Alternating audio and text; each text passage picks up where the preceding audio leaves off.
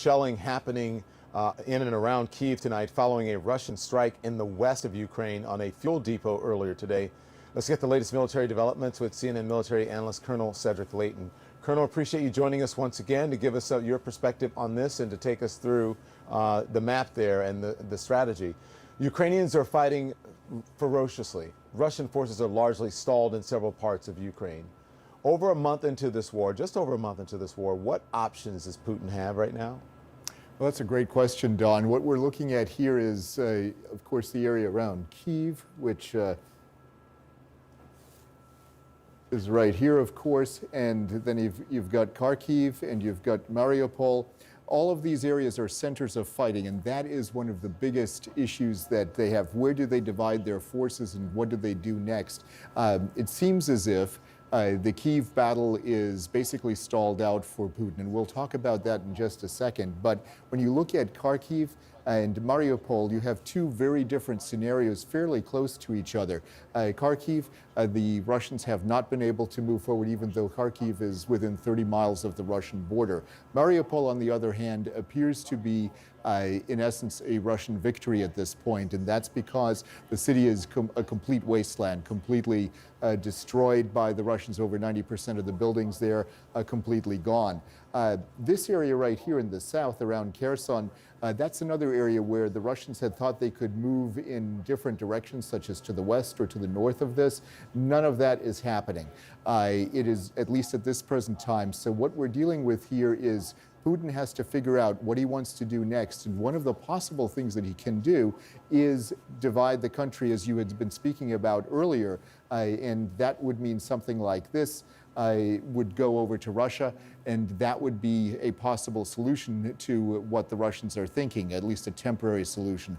But that is in a really short form how the Russians are looking at this. They are stalled out and they don't know which way they're going to go next, but their goals still remain the same, which is to topple the government in Kyiv. They're just going to take a longer time to get there. Colonel, UK defense officials say the notorious Russian private military group Wagner has deployed to eastern Ukraine for combat operations. It's interesting because what does it mean that Putin is replacing dead generals and commanders with mercenaries? Well, mercenaries are, of course, soldiers for hire. You know, they had them in the American Revolution with the Hessians, and they've been around throughout history. These guys are really notorious, though, and they don't really replace the generals or the colonels, but what they do is they provide terror for the groups that are here. They are soldiers that are not really ones who follow the rules of war. They're primarily deployed in this area right here in the eastern part of the country, as you mentioned.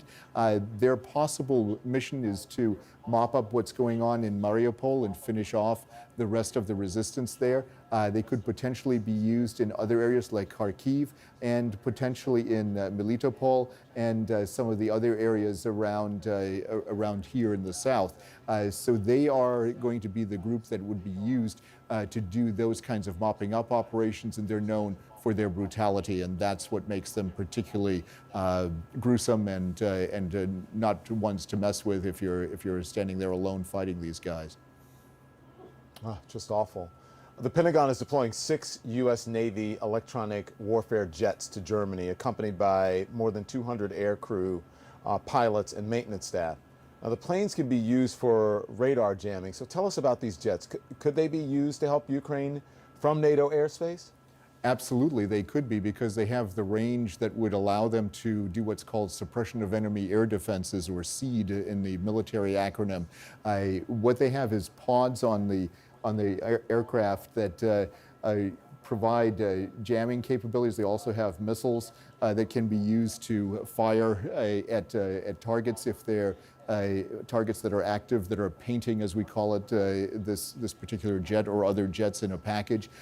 These Navy jets are based on the FA-18, which is the basic airframe that we have here. But the jamming pods here are very important, because what they do is they go after enemy radar, and they make it hard for the enemy to figure out where Ukrainian assets would be at or NATO assets would be at. So they are a critically important asset. We use them all the time for our combat operations, and they could very well be used for Ukraine in this case. Wow, that's some serious stuff there. That is, we learned a lot, as we do every night from you. Thank you very much, Colonel. Appreciate it. You bet, Don.